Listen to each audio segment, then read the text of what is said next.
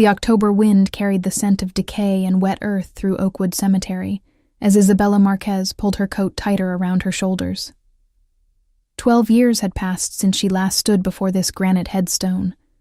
12 years since she fled Chicago and the memories that haunted every street corner.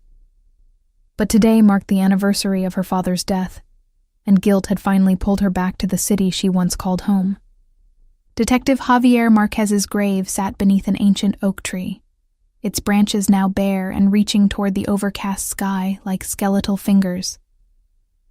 Isabella knelt on the damp grass, her fingers trembling as she traced the carved letters of his name.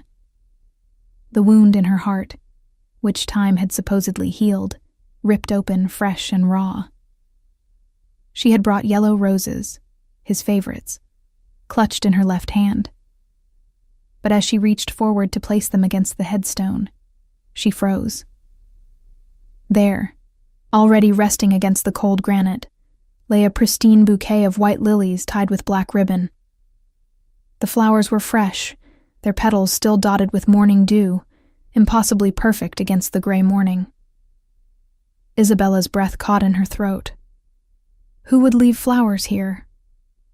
Her father had been a solitary man, devoted to his work, with few friends, and even fewer who would remember him after all these years. Her mother had passed when Isabella was just a child, and there were no other relatives who cared enough to visit. With shaking hands, she reached for the bouquet. That's when she saw it. A small card tucked between the stems, sealed in plastic to protect it from the elements. The handwriting was elegant, almost aristocratic, written in black ink that seemed to absorb the light around it. From the Mafia boss who owed him a life. The words blurred as tears filled Isabella's eyes. Her mind reeled, struggling to process what she was reading. A Mafia boss? Her father had been the most honest cop Chicago had ever seen. The one man who couldn't be bought, threatened, or corrupted. He had dedicated his life to fighting organized crime, to bringing down the very men who now claimed to owe him something. Isabella sank back onto her heels, the yellow roses falling forgotten to the ground. Memories she had tried to bury came flooding back with devastating clarity. The night her father died, she had been 23, finishing her graduate degree in literature at Northwestern University. She remembered the phone call that came at 2 a.m, the way the detective's voice on the other end had broken, as he told her they found Javier's body on a deserted road outside the city, 3 bullets in his chest. The investigation had gone nowhere. The case was labeled a robbery gone wrong, despite the fact that her father's wallet, badge, and weapon were all still on his body. Isabella had screamed at the detectives, demanding they dig deeper, insisting that her father had enemies who wanted him dead. But the case went cold within weeks, filed away and forgotten like so many others. Now, staring at this cryptic message, Isabella felt something ignite inside her that had been dormant for over a decade. Rage, confusion, and most dangerously, hope. Hope that maybe, finally, she could find the truth about what really happened that night. She pulled out her phone with trembling fingers and photographed the card, the flowers, everything. Then she carefully rewrapped the lilies and set them back against the headstone alongside her roses. The juxtaposition was jarring. Innocent yellow beside funeral white, both resting on a grave that had more secrets than answers. "Who were you, Dad?" she whispered to the cold stone. "What did you do that a Mafia boss thinks he owes you?" The wind picked up, scattering dead leaves across the cemetery paths. Isabella stood, brushing dirt from her knees, her mind already racing through possibilities. She was a literature professor now, living a quiet life, analyzing fictional mysteries and tragedies. But this was real. This was her father. And every instinct told her that this bouquet, this message, was the key to unlocking a truth that had been buried alongside Javier Marquez 12 years ago. As she walked back toward her car, Isabella made a decision that would change everything. She wasn't leaving Chicago until she found out who left those flowers and why they claimed to owe her father a debt. even if it meant confronting the darkest corners of the city's underworld. Even if it meant discovering things about her father she might not want to know. The Mafia boss who left this message had made a mistake. He had given her a thread to pull, and Isabella Marquez was going to unravel the entire tapestry, no matter what monsters she found hiding in its weave. Isabella spent the next 3 days in a hotel room that smelled of stale cigarettes and broken dreams, surrounded by papers, photographs, and her father's old case files that she had kept in a storage unit for over a decade. She had called in sick to the university, lying about a family emergency. In truth, this was the most important work she had ever done. The files painted a picture of a man she thought she knew, but perhaps never truly understood. Detective Javier Marquez had been relentless, incorruptible, and completely alone in his crusade against Chicago's organized crime families. His notes were meticulous, detailing connections between corrupt politicians, dirty cops, and the 3 major crime syndicates that controlled the city's underground economy. One name appeared more frequently than any other: Vincenzo De Luca. Isabella's fingers trembled as she spread out a series of photographs taken during surveillance operations her father had conducted. Vincenzo De Luca wasn't just any crime boss. He was the king of Chicago's underworld, the man who controlled everything from the docks to the gambling dens, from protection rackets to high-end drug distribution. Even 12 years ago, his empire had been vast and seemingly untouchable. But what struck Isabella most was that her father's notes about De Luca were different from the others. Where other criminals were described with clinical detachment or obvious contempt, the entries about Vincenzo contained something else, a strange kind of respect, perhaps even admiration. There were notations about De Luca's code of honor, his refusal to deal in human trafficking, his protection of innocent civilians caught in crossfire. "He's a monster with rules," her father had written in the margins of one report. "The most dangerous kind because people love him for it." Isabella's research led her to newspaper archives, where she discovered that Vincenzo De Luca, now in his late 60s, was a legend in Chicago. He had survived assassination attempts, federal investigations, and gang wars that had claimed the lives of dozens of his rivals. But he had also, according to local lore, funded community centers, paid for funerals of innocent bystanders killed in mob violence, and once personally executed one of his own lieutenants for attacking a woman. The more she read, the more confused she became. This was the man who claimed to owe her father a life? What possible connection could exist between an honest detective and Chicago's most notorious crime lord? On the 4th day, Isabella made a decision that terrified her. She would confront Vincenzo De Luca directly. She would walk into the lion's den and demand answers. It was reckless, possibly suicidal, but she had come too far to turn back now. Finding him wasn't difficult. De Luca's legitimate businesses were listed publicly: restaurants, construction companies, waste management firms. His flagship establishment was a high-end Italian restaurant in the Gold Coast neighborhood called Bella Notte, where Chicago's elite mingled with the city's shadows, pretending not to know who really owned the place. Isabella called ahead, asking for a reservation under her real name. She wanted him to know she was coming. She wanted him to wonder why.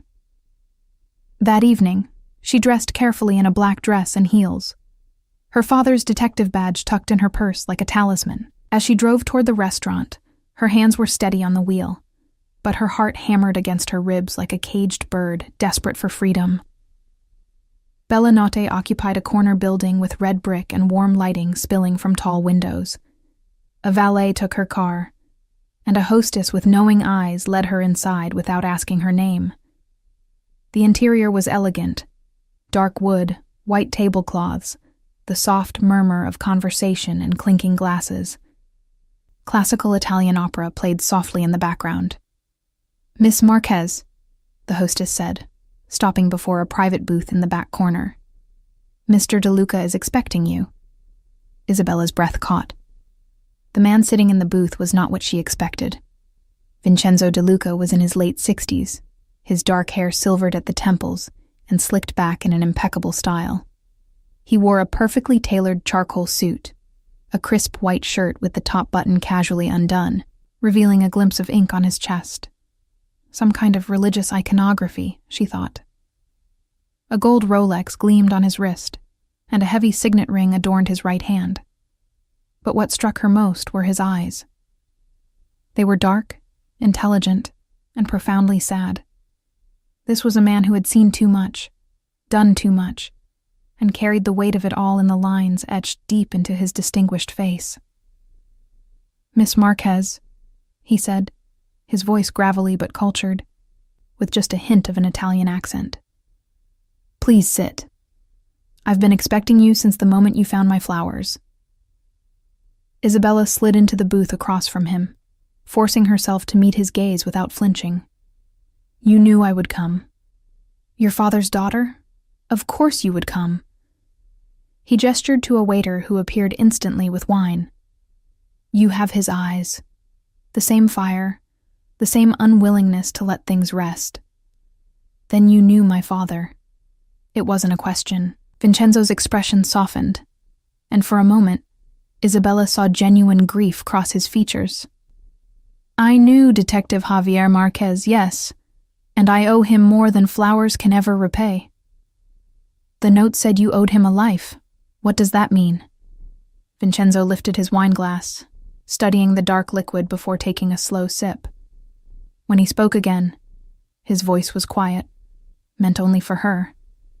"It means your father saved my daughter when no one else could. It means he risked everything he believed in to do what was right. And it means I tried to save him in return. But I was too late.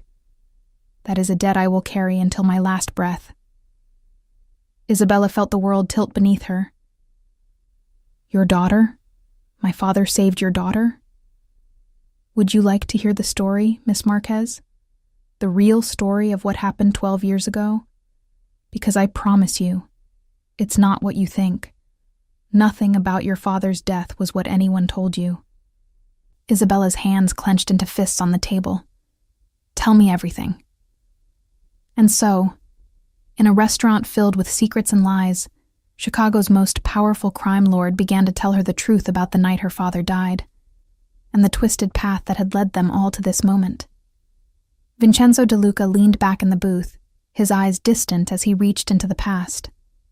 The restaurant buzzed with life around them, but in their corner, time seemed to slow, the air heavy with secrets about to be unearthed. 15 years ago, he began, his voice low and measured. "I had everything a man in my position could want. Power, respect, wealth. But none of it mattered compared to my daughter, Sophia.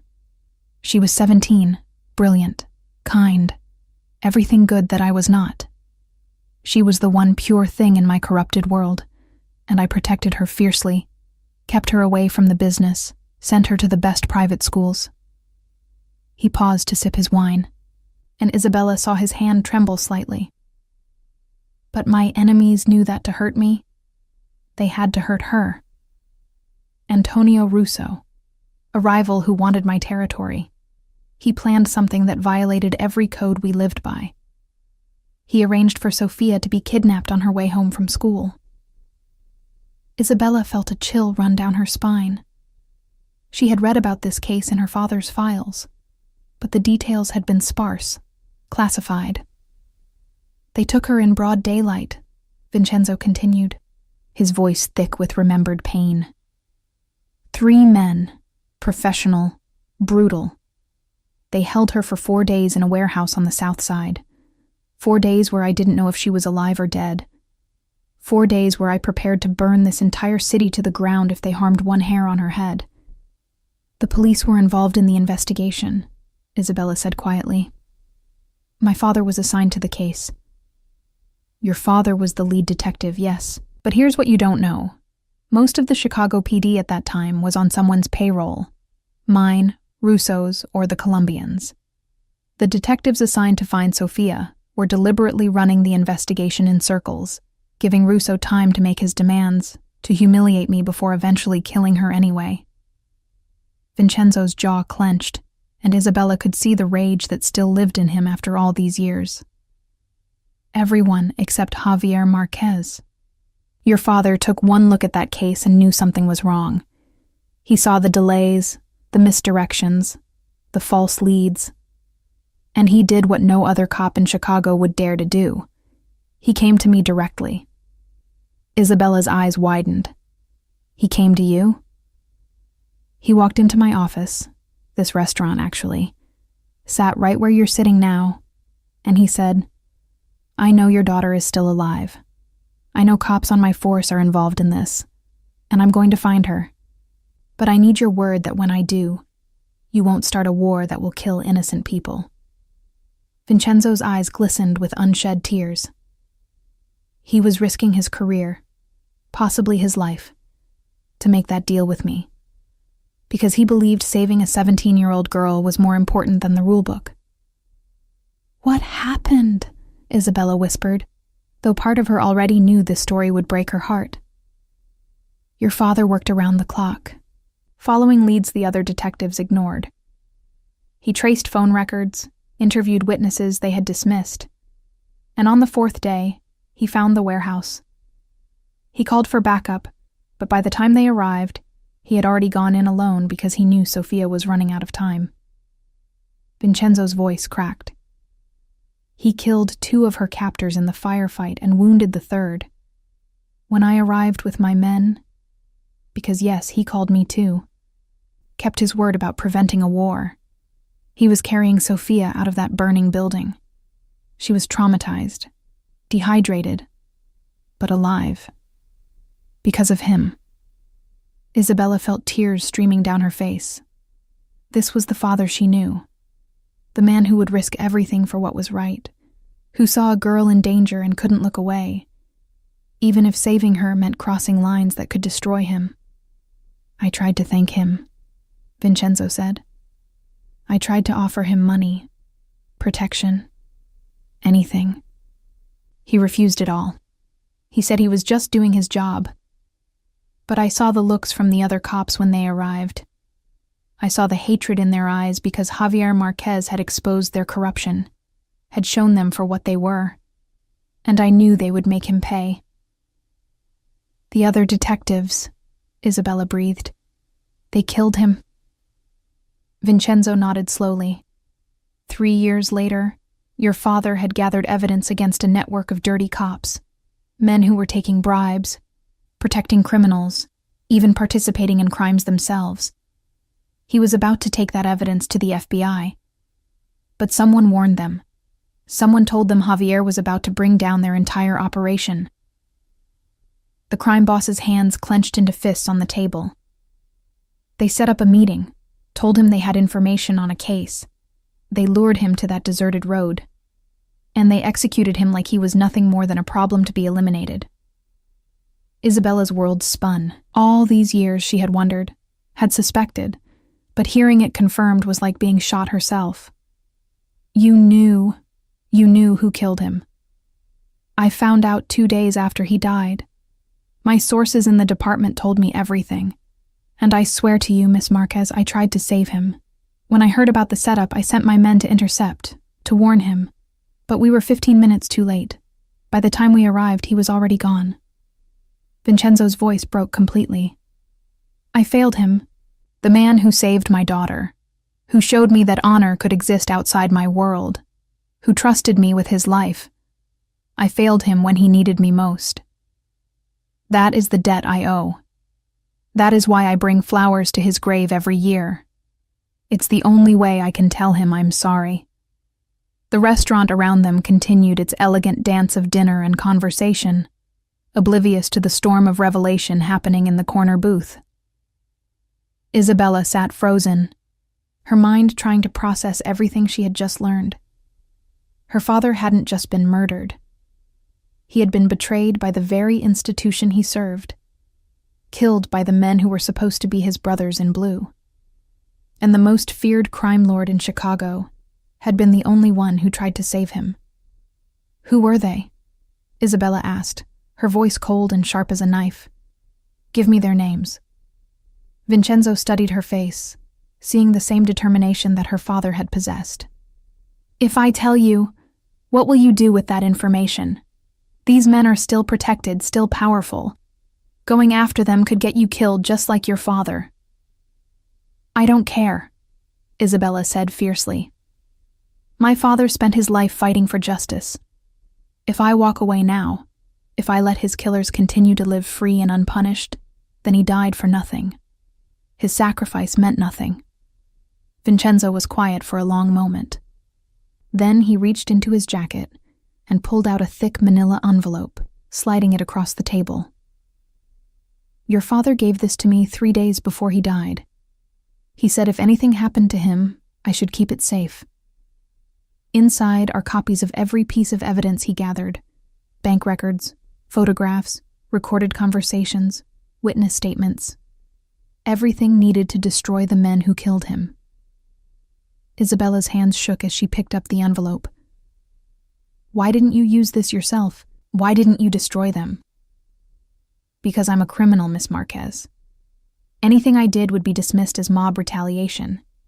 But you're his daughter, a respected professor, someone with no ties to organized crime. If you take this to the right people, they'll have to listen. The truth will have to come out. He leaned forward, his dark eyes intense. But understand this. The moment you open that envelope, the moment you start this fight, those men will come for you. They've had 12 years to entrench themselves deeper into the system. They're desperate, and desperate men are the most dangerous kind. Isabella met his gaze without fear. Then I'll need protection. You said you owed my father a debt. Help me finish what he started. Help me bring his killers to justice. A slow smile crossed Vincenzo De Luca's weathered face. You are definitely Javier's daughter. Yes, Miss Marquez. You'll have my protection, my resources, everything I can provide. Those men took away the only cop in Chicago who ever showed me that honor exists outside our world. They'll pay for that. I swear on my daughter's life. They'll pay. As Isabella left the restaurant that night, the envelope clutched to her chest. She felt her father's presence more strongly than she had in years. The war was just beginning, but for the first time since his death, she felt like she could finally fight back, and she wouldn't be fighting alone. The next morning, Isabella sat in her hotel room with the contents of the envelope spread across the bed like pieces of a devastating puzzle. She had stayed awake all night, reading through every document, studying every photograph, listening to the scratchy recordings on the old cassette tapes her father had somehow preserved. What she discovered made her physically ill. The corruption ran deeper than she could have imagined. Detective Marcus Brennan, Lieutenant Frank Costello, and Sergeant David Morrison. 3 names that appeared again and again in her father's meticulous notes. These weren't just dirty cops taking small bribes. They were running a criminal enterprise within the police department itself, using their badges as cover for extortion, drug trafficking, and murder. Her father's notes detailed everything. Bank accounts in offshore havens showing hundreds of thousands of dollars in deposits. Photographs of the 3 men meeting with known drug dealers in abandoned warehouses. Recorded phone conversations where they casually discussed eliminating witnesses and splitting profits. And most damning of all, a timeline showing that they had learned about her father's investigation and began planning his murder 3 weeks before it happened. Isabella's phone buzzed. A text from an unknown number. Car downstairs. Driver named Marco. Vincenzo wants you somewhere safe while you work. D. She gathered the documents carefully, placing them back in the envelope, then packed her few belongings. Downstairs, a black Mercedes with tinted windows waited at the curb. The driver, a man in his 40s with careful eyes and a slight bulge under his jacket that indicated a shoulder holster, opened the rear door for her. Miss Marquez, Mr. De Luca has arranged a secure location for you. Somewhere those 3 bastards won't think to look. The drive took them out of the downtown area to a quiet neighborhood of renovated brownstones in Lincoln Park. Marco led her to a 4th-floor apartment with a view of the park below. The space was elegant but functional. 2 bedrooms, a modern kitchen, and most importantly, a large dining table where she could work. "There's a panic button installed next to the front door," Marco explained. "Press it, and you'll have 5 armed men here in under 3 minutes. I'll be in the car outside 24/7, rotating with 2 other guys. Nobody gets up here without us knowing about it." Over the next week, Isabella worked with an intensity she had never experienced before. She organized the evidence into a comprehensive timeline, cross-referenced everything, and built an airtight case that no prosecutor could ignore. But she also realized that simply having evidence wasn't enough. She needed a way to make it public, to create so much noise that the corruption couldn't be buried again. That's when she decided to reach out to Rachel Chen, an investigative journalist with the Chicago Tribune known for taking down powerful people. Isabella had followed Rachel's work for years, admiring her fearlessness and integrity. If anyone could help expose this story, it was her. They met in a coffee shop in Wicker Park, far from police headquarters, or anywhere the dirty cops might have surveillance. Rachel was in her late 30s, sharp-eyed and skeptical. But when Isabella began laying out the evidence, her expression shifted from doubt to absolute focus. "Jesus Christ," Rachel whispered, looking at the photographs and documents spread subtly between them. "This is Pulitzer-level stuff. But you understand what you're asking me to do? These men have connections everywhere. They've survived this long by being careful and ruthless. My father was careful too," Isabella said quietly. "And they murdered him anyway. I'm not asking you to do this for me. I'm asking you to do it for every person in Chicago who believes cops should actually protect them instead of preying on them." Rachel studied her for a long moment. "You have protection? Because the minute I start digging, they'll know someone's coming for them. I have protection from someone they fear more than the police department." Rachel's eyebrows rose. "Vincenzo De Luca, I heard rumors you'd been seen at Bellanotte. Most people would call that trading one devil for another. Most people don't know that De Luca tried to save my father. Most people don't know my father saved his daughter. Sometimes the world isn't as black and white as we want it to be." "No," Rachel agreed, carefully photographing documents with her phone. "Sometimes it's all shades of complicated gray." "All right, I'm in. But we do this right. I need to verify everything independently, find additional sources, build a case so strong that even their connections can't make it disappear." For the next 3 weeks, Isabella and Rachel worked in parallel. Rachel conducted interviews, found retired cops willing to talk anonymously, and tracked down criminals who had paid bribes to the 3 corrupt detectives. Meanwhile, Isabella used Vincenzo's resources to uncover even more evidence: surveillance footage from businesses near meeting locations, financial records that Rachel couldn't access legally, witness testimony from people too afraid to talk to a journalist, but willing to speak to someone with De Luca's protection. But as their investigation progressed, the pressure increased. Isabella started noticing the same cars following her when Marco drove her around the city. Her hotel room, she still kept her original reservation as a decoy, was broken into, though nothing was taken. And Rachel received an anonymous phone call, warning her to leave sleeping dogs alone or join them in their sleep. "They know," Isabella told Vincenzo during one of their weekly meetings at Bellanotte. "They're getting desperate." Vincenzo nodded gravely. "Desperate men make mistakes, but they also become more dangerous. I've increased your security detail. Marco now has 4 men rotating, and I've put word out in the streets. Anyone who touches you or the journalist answers to me personally. That should buy you some protection." "What about when we go public? When Rachel's story runs?" "When that happens," Vincenzo said, his expression dark, "all bets are off. They'll know they're finished, and finished men have nothing to lose. You need to be somewhere they can't reach you when that story drops." The confrontation came sooner than expected.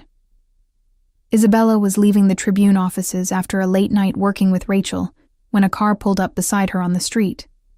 Detective Marcus Brennan stepped out, his face twisted with barely controlled rage. "Miss Marquez, we need to talk." Marco was immediately between them, hand inside his jacket. Two more of Vincenzo's men materialized from the shadows, bracketing Isabella protectively. Brennan laughed bitterly. "So, it's true. Javier's little girl is sleeping with the enemy. Your father would be ashamed." "My father would be ashamed of you," Isabella shot back, her voice steady despite her racing heart. "He trusted you. He called you his brother. And you put 3 bullets in his chest because he wouldn't let you destroy everything he believed in." Brennan's face went pale, then red. "You don't know what you're talking about. You don't understand how the real world works. I understand that you're a murderer. I understand that you've been stealing from this city for years. And I understand that in 72 hours, everyone else is going to understand it too." "Is that a threat?" "It's a promise." Rachel Chen is running her story in the Sunday edition. Front page, full expose, every piece of evidence my father gathered plus everything we've found since. Your face, Costello's face, Morrison's face, all of them plastered across the news for everyone to see. Your careers are over, your freedom is over, and my father can finally rest. Brennan took a step forward, but Marco's hand emerged from his jacket holding a gun, held low but unmistakably ready. The detective froze. "You think you've won?" Brennan hissed. "You think we don't have protections in place? We've survived worse than some college professor and a wannabe journalist. This isn't over."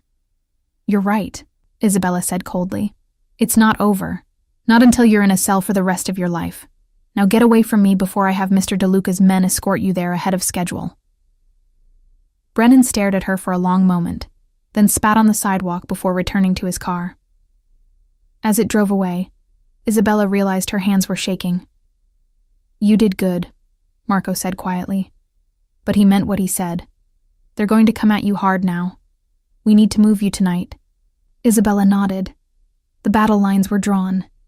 In 72 hours, the truth would explode across Chicago. And whatever happened after that, there was no turning back. The war for her father's justice had truly begun. The safe house Vincenzo arranged was a penthouse apartment in a high-rise building he owned through a shell corporation. The top floor had only 2 units, and he had bought both, meaning Isabella had an entire floor to herself with security stationed at the elevator and stairs. Floor-to-ceiling windows offered a panoramic view of Chicago's glittering skyline, but Isabella barely noticed. She was too focused on the countdown. 72 hours until Rachel's story went live. 72 hours until she destroyed the men who killed her father.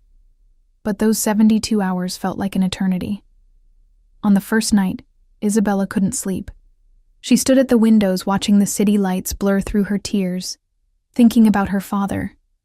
She remembered him teaching her to ride a bike, remembered him reading to her before bed, remembered the way he always wore his badge with such pride. He had believed in justice, in the system, in the idea that good people could make a difference. And that belief had gotten him killed. Her phone buzzed. Another text from the unknown number that she now knew belonged to one of Vincenzo's people. "They hit Rachel Chen's apartment tonight. She wasn't there. We had her moved to a hotel under a false name. They're panicking." Isabella's jaw clenched. So it was starting. Brennan, Costello, and Morrison were making their moves, trying to silence anyone who threatened them. But they were too late. The story was already written, already edited, already scheduled to run. Rachel had copies stored in multiple locations, as did her editor. The Tribune's lawyers had reviewed every word. There was no stopping what was coming. The second day brought more pressure. Isabella's university received an anonymous tip claiming she was involved in academic fraud. Her bank accounts were frozen pending an investigation into suspicious transactions. Someone posted her address online along with false accusations that she was under investigation for embezzling grant money. "They're trying to destroy your credibility before the story drops," Vincenzo explained when he visited that evening. He looked tired, older somehow, but his eyes still held that fierce intensity. They want people to doubt you when you're inevitably mentioned as a source. Will it work? Isabella asked. No. The evidence is too strong. And it's not just from you. Rachel has multiple independent sources, but it shows how desperate they are, which makes them dangerous. That night, Morrison's younger brother, who worked as a private investigator, was found dead in his apartment. Suicide, the initial report said, though Vincenzo's sources whispered it was murder made to look like suicide. The message was clear. Anyone associated with the corrupt cops was being eliminated to prevent them from turning witness. They're cleaning house, Marco told Isabella, getting rid of anyone who might testify against them. Your father's evidence is the only record that can't be silenced. On the third day, 48 hours before publication, Isabella received a phone call from a number she didn't recognize.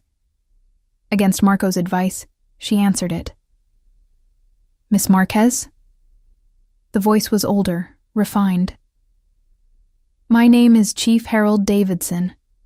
I'm the current Chicago Chief of Police. Isabella's heart hammered. How did you get this number? Please, don't hang up. I'm calling because I need you to understand something. The accusations you're making against Detectives Brennan, Costello, and Morrison, they're going to tear this department apart. Good cops, innocent people, are going to be painted with the same brush. The public trust in law enforcement is already fragile. This could destroy it completely. My father trusted law enforcement, Isabella said coldly, and it destroyed him. Those good cops you're worried about? They looked the other way for years while Brennan and his crew ran their empire. They're complicit. I'm not asking you to drop the story. I'm asking you to give me time to handle this internally. Let me investigate. Let me build cases through proper channels. Let me preserve what's good about this department while rooting out what's rotten. Internal investigation. Isabella laughed bitterly. Like the one that concluded my father was killed in a random robbery. Like the investigation that cleared everyone of wrongdoing. Chief Davidson, with all due respect, the Chicago PD has had 12 years to handle this internally. You failed. Now it's being handled externally. There was a long silence. I can't protect you from what's coming, Miss Marquez. Once that story runs, there will be people in this city, people with power and connections, who will want to silence you permanently, and I can't guarantee your safety. I'm not asking you to. I have my own protection. From Vincenzo De Luca, yes, I'm aware. Do you understand what you've done? You've allied yourself with the very criminals your father spent his life fighting. You've legitimized him, given him respectability he doesn't deserve. That's your father's real legacy now. His daughter in bed with the mob. Isabella's voice went ice cold. Vincenzo De Luca tried to save my father's life.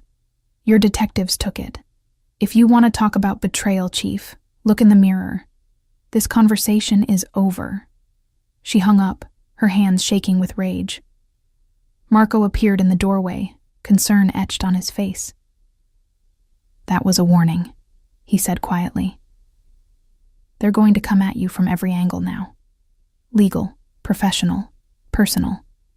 And when that doesn't work, they'll try to kill me. I know. Isabella met his eyes steadily. I'm not backing down, Marco. Not after coming this far. Mr. De Luca figured you'd say that. He's called in reinforcements. Starting tonight, you've got 8 men on rotation instead of 4. And he's reaching out to contacts in the FBI, people who owe him favors, to make sure they're ready to move the minute the story breaks. He's not letting what happened to your father happen to you. That evening, as the sun set over Chicago painting the sky in shades of orange and red, Isabella stood at the windows again. Somewhere out there, Brennan, Costello, and Morrison were probably having similar conversations, making their own desperate plans. They knew the hammer was about to fall, knew their world was ending. But unlike her father, she wasn't facing them alone. She had Rachel's relentless journalism. She had evidence that couldn't be denied. And yes, She had the protection of Chicago's most feared crime lord, a man who understood better than anyone that sometimes justice exists outside the system that's supposed to provide it. Her phone buzzed one more time. A message from Rachel. "Story is locked. Sunday morning, front page. We did it. Your father would be proud." Isabella read the message through tears. Tomorrow was Saturday, the day before publication. One more day to survive. One more day until the truth exploded across Chicago, and her father's killers were finally exposed. She thought about the flowers on her father's grave, those pristine white lilies left by a man who most of the world considered a monster. She thought about how her father had crossed lines to save Vincenzo's daughter, how he had risked everything because it was right, regardless of the rules. Maybe the world wasn't divided neatly into good and evil. Maybe sometimes honor existed in unexpected places. Maybe sometimes justice required strange alliances. "I'm going to finish this, Dad," she whispered to the darkening sky. "I'm going to finish what you started. I promise." Below, the city lights began to flicker to life, thousands upon thousands of them, like stars reflected on Earth. And somewhere in that vast constellation of light and shadow, the final pieces of this long, painful puzzle were falling into place. The storm was coming, and Isabella Marquez intended to be standing in its eye when it finally broke. Sunday morning arrived with snow flurries, unusual for October but fitting for what was about to unfold. Isabella woke before dawn, unable to sleep, and made coffee with shaking hands. By 6 a.m., the first copies of the Chicago Tribune were hitting newsstands across the city. The headline stretched across the entire front page in bold black letters. "Murder in Blue. How 3 detectives executed one of their own and built a criminal empire inside CPD." Below it, photographs of Brennan, Costello, and Morrison, alongside an image of her father in his dress uniform. The story continued for 6 full pages inside, laying out 12 years of corruption in devastating detail. Rachel had done her job perfectly. Every fact verified, every source protected, every piece of evidence presented with surgical precision. By 7 a.m., Isabella's phone was exploding with calls from news networks, other journalists, and lawyers. By 8, crowds had gathered outside police headquarters demanding answers. By 9, the FBI announced they were launching an immediate investigation. And by 10 a.m., all 3 detectives had been arrested. Isabella watched it all unfold on the television in the penthouse, Marco standing guard by the door. News helicopters circled police headquarters as Brennan, Costello, and Morrison were led out in handcuffs, their heads down, shielding their faces from the cameras. She felt no triumph, only a profound sadness that it had taken 12 years and her father's death to reach this moment. Her phone rang. Rachel Chen, her voice thick with exhaustion and emotion. "We did it.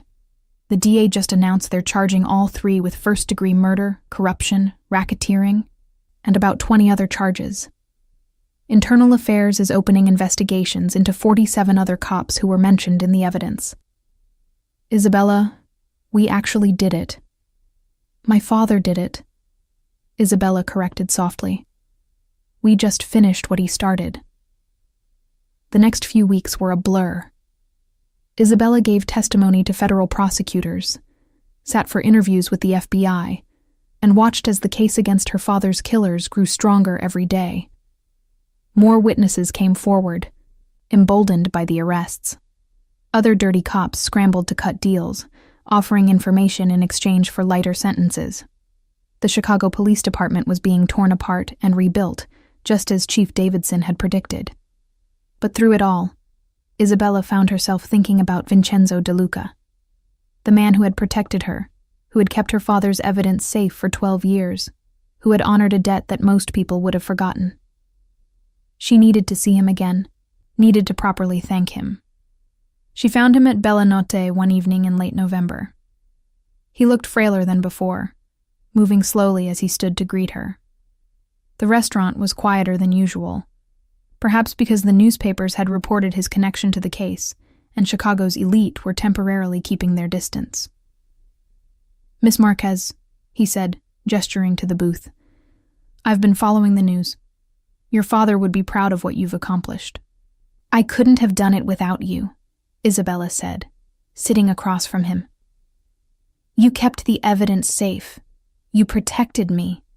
You helped bring justice when the system failed." Vincenzo smiled sadly. Justice. An interesting word from a professor to a crime lord, but I'll accept it. Your father showed me that honor can exist anywhere, in anyone, even in me, perhaps. Keeping his evidence, protecting his daughter, it was the least I could do. "Why?"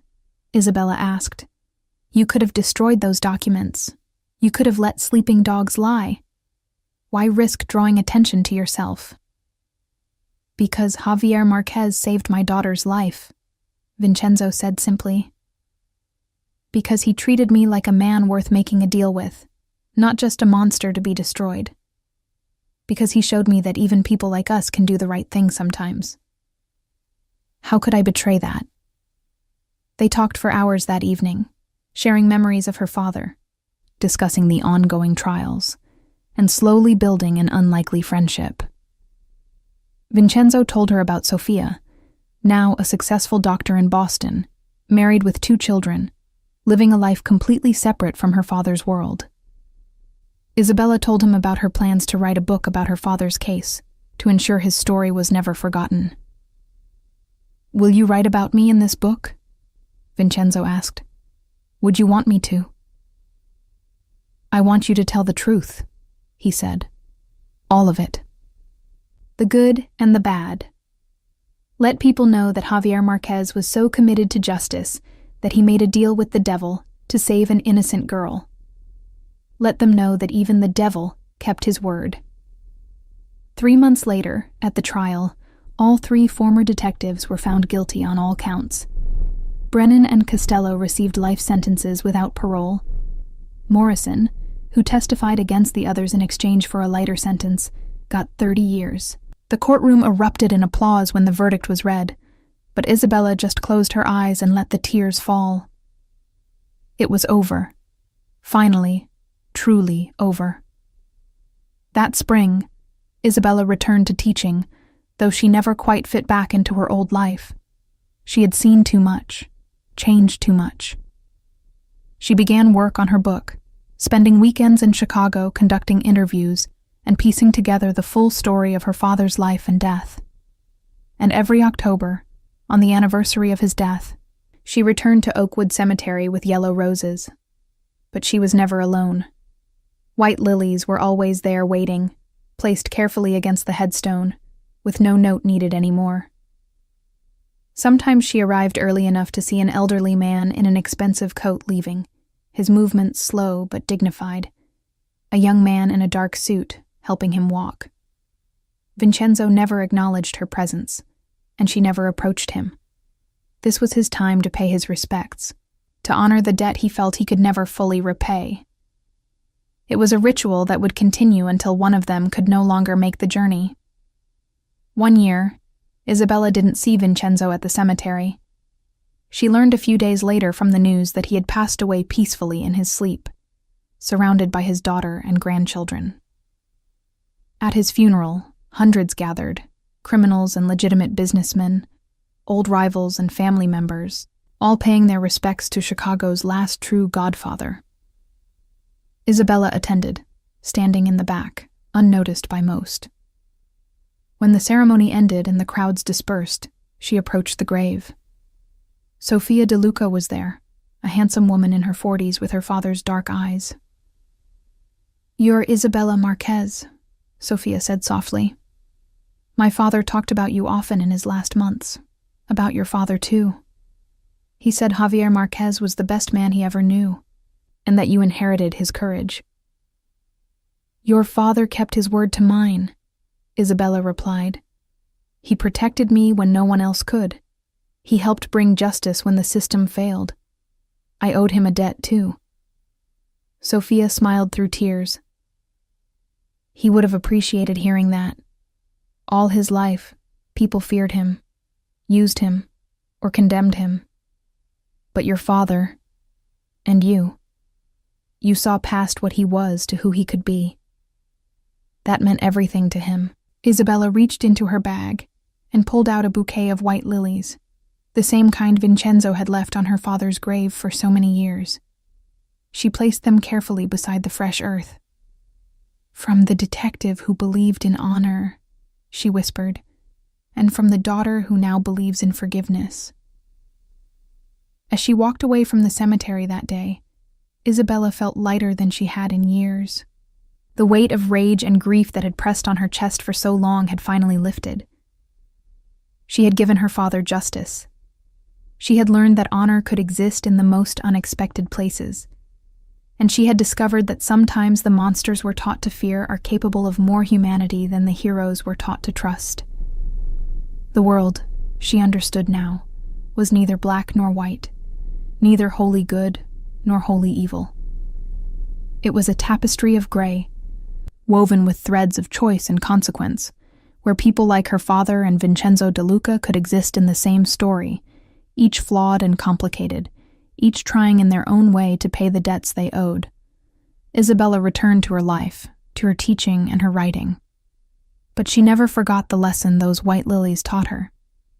That sometimes the greatest honor comes from the most unlikely sources, and that redemption is possible even for those who live in shadow, as long as they're willing to step into the light when it matters most.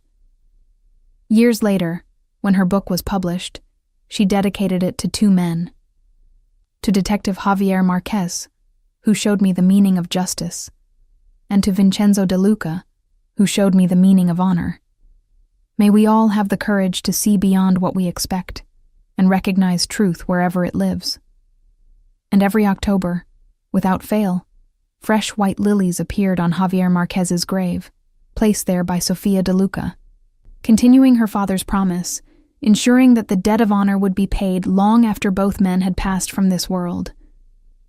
In the end, that was the real story.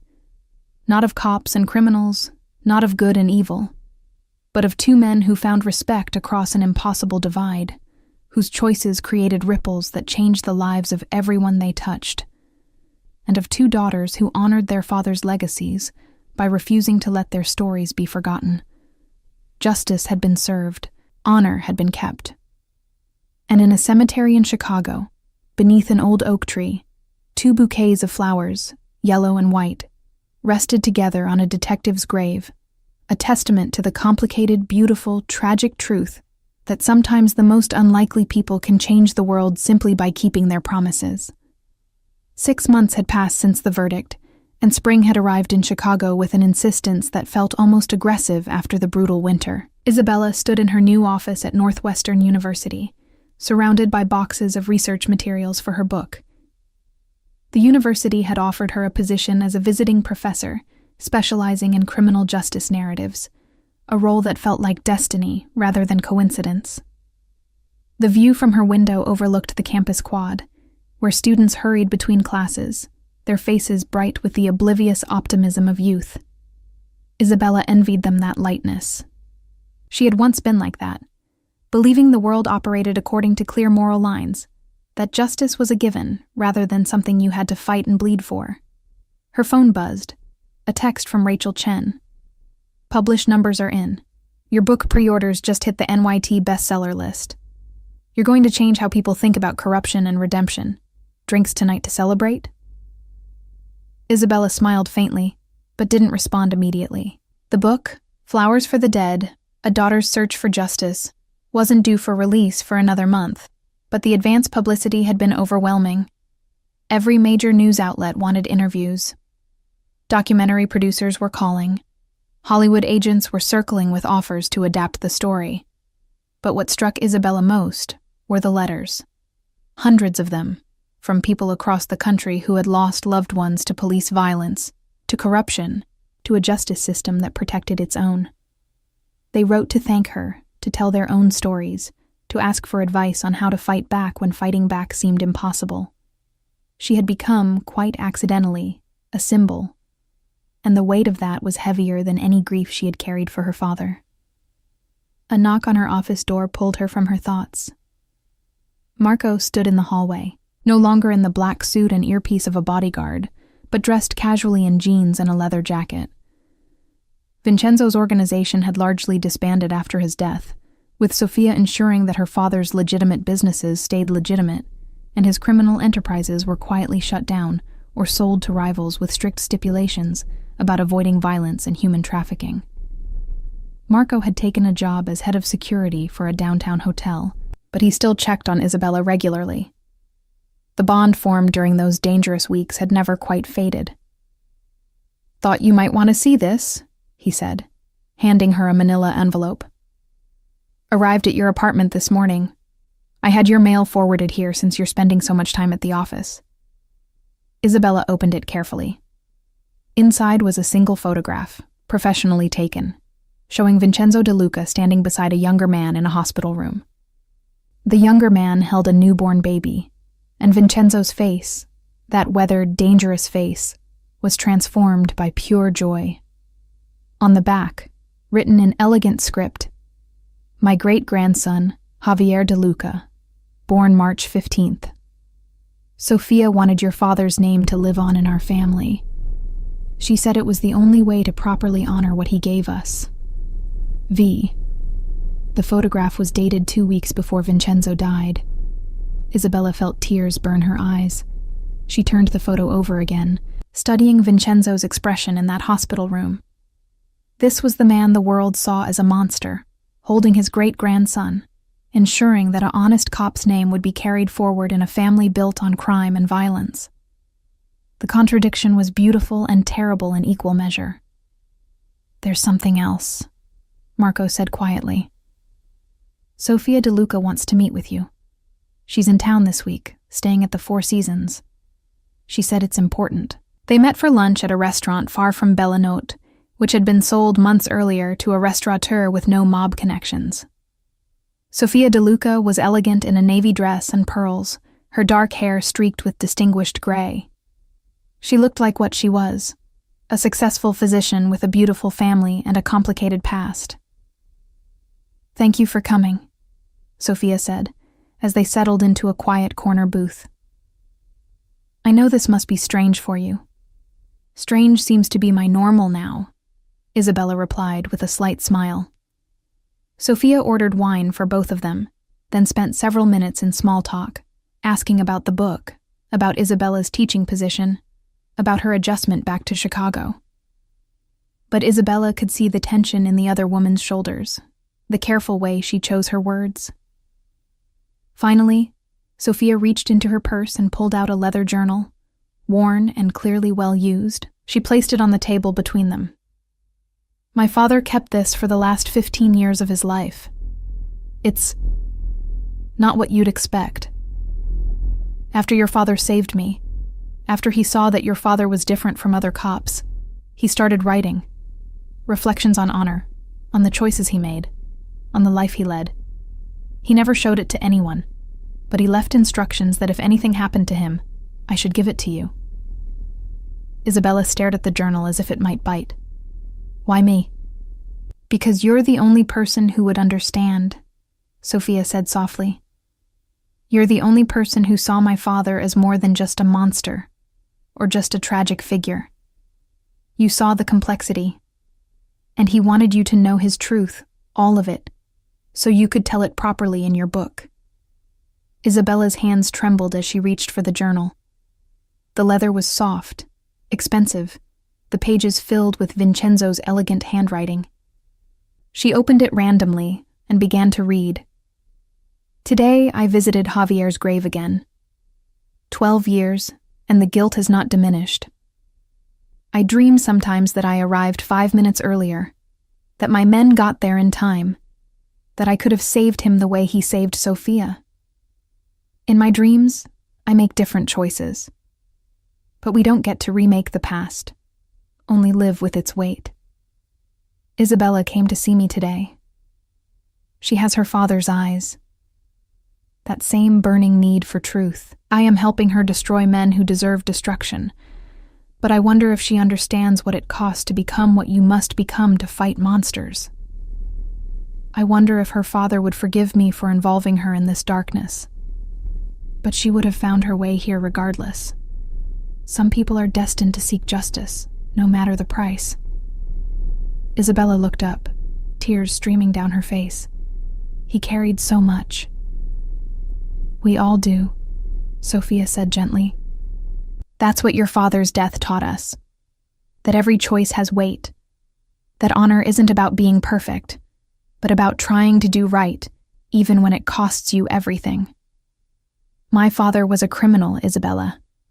He did terrible things. But he also loved deeply, protected fiercely, and honored his debts. He was complicated, like all of us, and he wanted you to know that. May I keep this? To read fully? It's yours.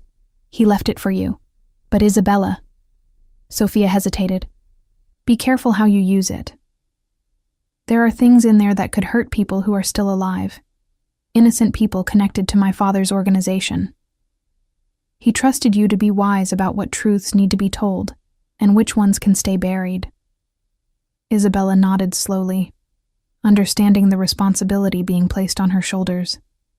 This journal could be dynamite, revealing operations, naming names, exposing secrets that powerful people had paid to keep hidden. But it also contained the private thoughts of a dying man trying to make sense of his life, trying to find redemption for sins that couldn't be washed away. I'll be careful, she promised. I'll honor what needs to be honored and protect what needs to be protected. Sophia smiled with relief. That's all my father asked. That's all any of us can ask. They spent the rest of lunch talking about lighter things, Sophia's children, Isabella's students, the small joys of ordinary life. But as they prepared to leave, Sophia reached across the table and grasped Isabella's hand. Thank you, she said intensely, for seeing my father as a person, for not reducing him to just the crimes he committed, or just the good he tried to do at the end. The world needs complex stories, not simple ones. And you're the only one who can tell this story right. That evening, Isabella sat in her apartment with the journal, a glass of wine, and her laptop.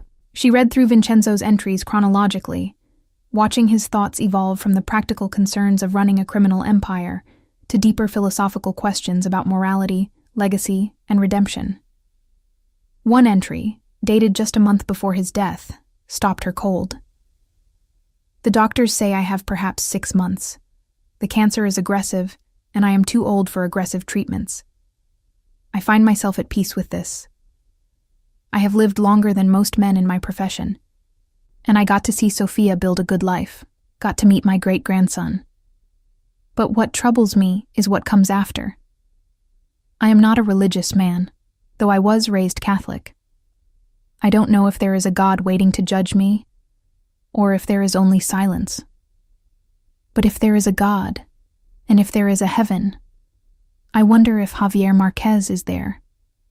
I wonder if he would shake my hand or turn away. I hope, and this is a foolish hope, I know, that he might understand that I tried, that I failed him when it mattered most, but I never stopped trying to make it right, that I protected his daughter as I would have protected Sophia, that I honored his memory every day by being slightly better than I was before I met him. Perhaps that is all redemption is, becoming incrementally less terrible until the sum total of our tiny improvements outweighs some small portion of our sins. It is not enough. It will never be enough. But it is all I have to offer. Isabella closed the journal and cried. For her father, for Vincenzo, for Sophia, for all the people caught in the crossfire of violence and corruption.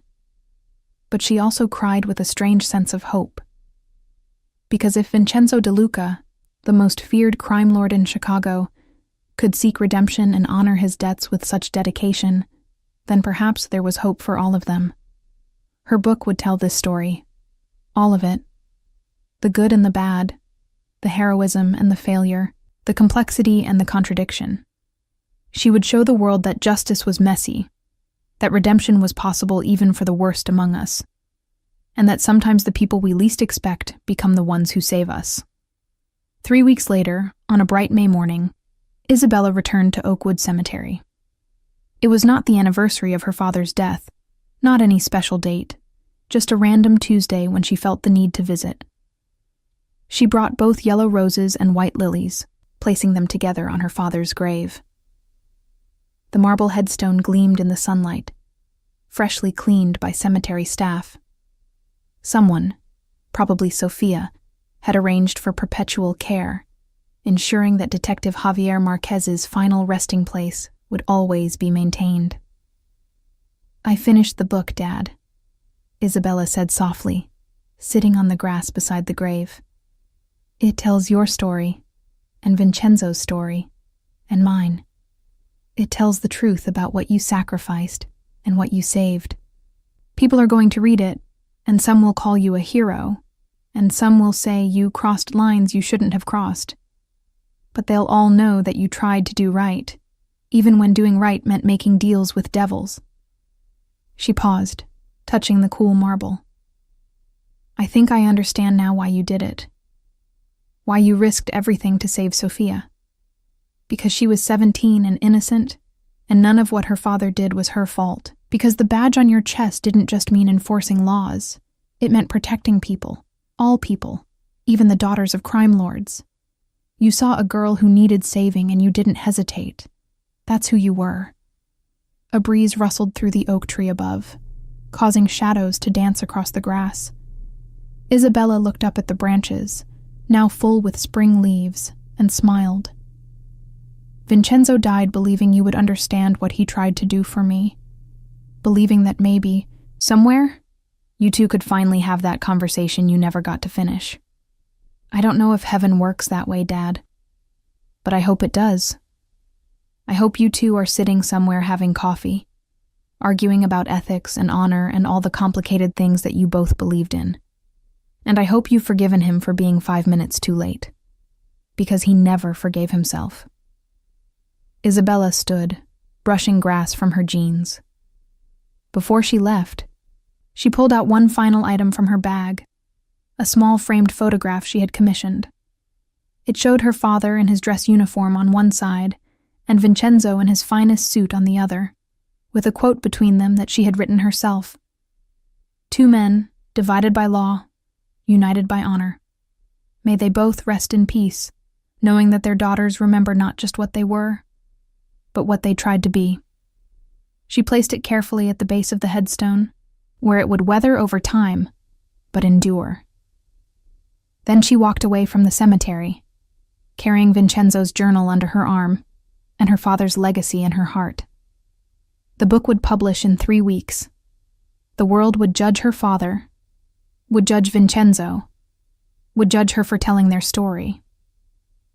But Isabella no longer cared about judgment. She had learned that truth was more important than perception, that complexity was more honest than simplicity, and that sometimes the greatest acts of courage come from the most flawed among us. She had found justice for her father. She had helped redeem a dying crime lord. And she had learned that legacy isn't about being perfect. It's about trying to be better, every single day, until the sum of those attempts adds up to something that matters. As she drove away from the cemetery, the sun broke through the clouds, flooding the city in golden light. Chicago stretched before her, scarred and beautiful, corrupt and hopeful, a place where detectives made deals with crime lords and where both could somehow, impossibly, be right. Isabella smiled, turned on the radio, and drove toward her future, carrying the weight of the past, but no longer crushed by it. The flowers on her father's grave would wilt and be replaced, season after season, year after year. But the story they represented, of honor, sacrifice, redemption, and love, would endure far longer than marble or memory.